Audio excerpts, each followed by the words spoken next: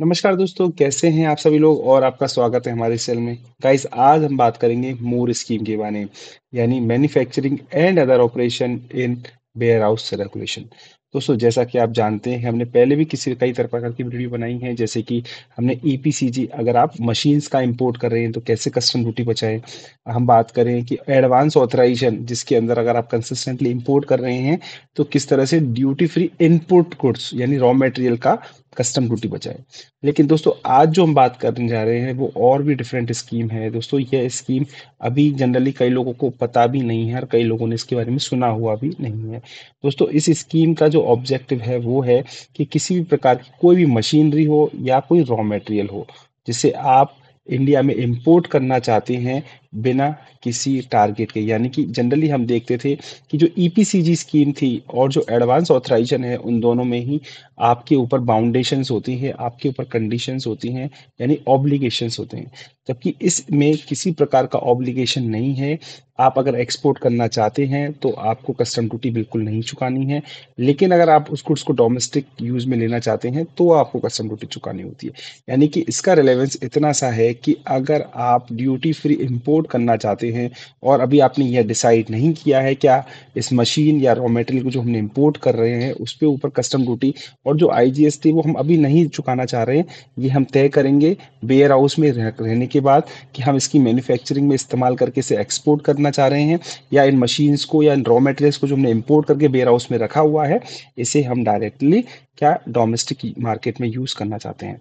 तो दोस्तों, इस वीडियो से बढ़ने से पहले मैं आपको बारे में अपना इंट्रोडक्शन दे दूं। मैं हूं आपका दोस्त सरोज पीयूष कुमार मित्तल। जनरली हम लोग government funding, government grants, government subsidies और साथ में जितनी भी एक्सपोर्ट इंपोर्ट से जुड़ी हुई जितनी भी लाइसेंसेज और जितनी भी ड्यूटी ड्रॉबैक्स हैं, चाहे रोड टैप हो चाहे जितनी भी हों, उन पे सब पे हम डिस्कस करते हैं जिससे आपके बिजनेस में हो आपको बेनिफिट। दोस्तों, अगर अभी तक आपने नंबर सेव नहीं किया तो नंबर भी सेव कर लीजिए। साथ में दूसरी चीज़ है, आप इस चैनल को अगर सब्सक्राइब नहीं किया है तो सब्सक्राइब कर लीजिए। तो शुरू करते हैं इस वीडियो को। तो सबसे पहले बात करते हैं मोर स्कीम के फायदे क्या है। दोस्तों, इसमें ड्यूटी डेफरमेंट है। डेफरमेंट यानी कि आपको तुरंत ड्यूटी चुकाने की बजाय आपको बाद में ड्यूटी चुकानी होगी जब आप अपने डोमेस्टिक यूज के लिए क्लियरेंस कराएंगे। यानी कि जनरली क्या होता है, गुड्स को आपको वेयर हाउस में रखा जाता है। दोस्तों, इसमें जो वेयर हाउस होते हैं बॉन्डेड वेयर हाउसेज होते हैं और बॉन्डेड वेयर हाउस में रख सकते हैं। उन्हें इसी प्रकार से माना जाता है जैसे कि गुड्स का इंपोर्ट हुआ ही नहीं है, लेकिन वो गुड्स इंडिया के ही वेयर हाउस में रखे रहते हैं।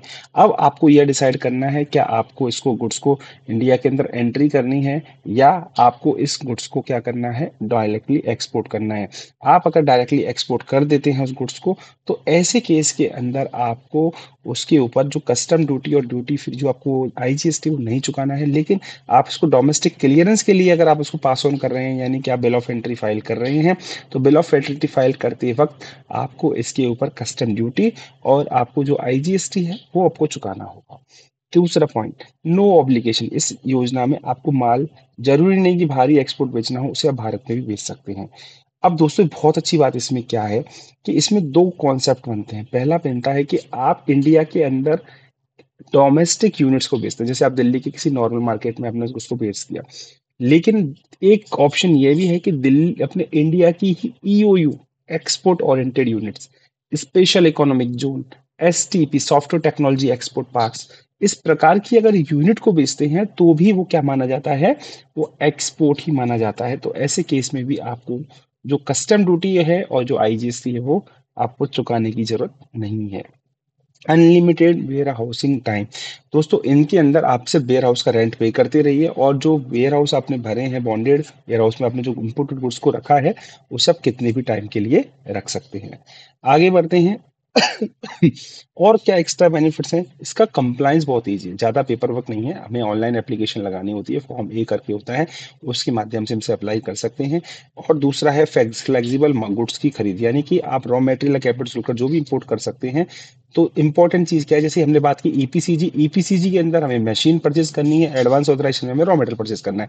लेकिन मूर के अंदर हम लोग दोनों चीजें ही परचेज करके ब्लेंडेड वेयर हाउस में रख सकते हैं। कोई भी अब एक इंपॉर्टेंट चीज़ कि लोगों को इसकी नॉलेज नहीं है, तो लोगों को लगता है कि स्कीम बंद हो चुकी है ही नहीं है।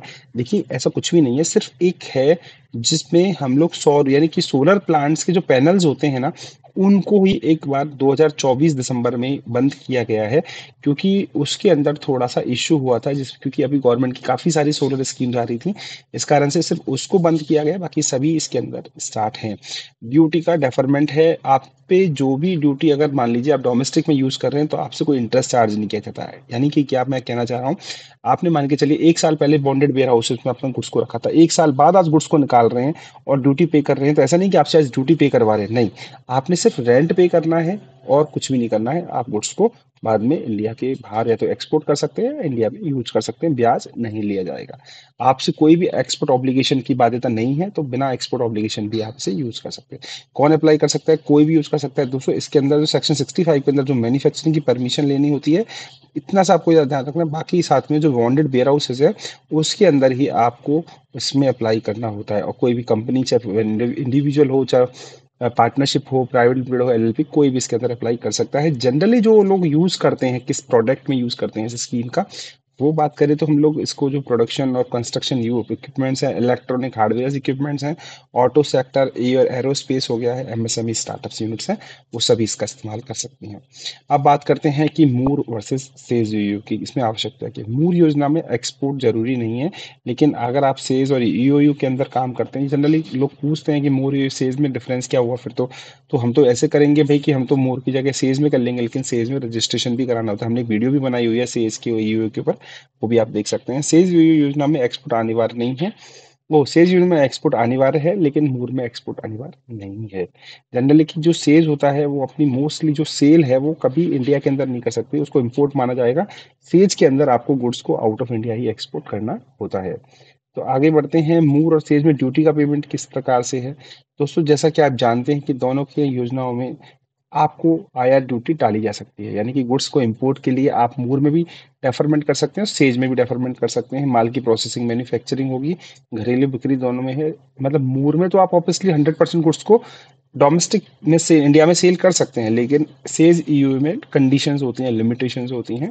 इस बात को आपको ध्यान रखना है। तो अगर आप एक्सपोर्ट कर देते हैं तो दोनों में ही एक्सपोर्ट ड्यूटी माफ कर दी जाएगी।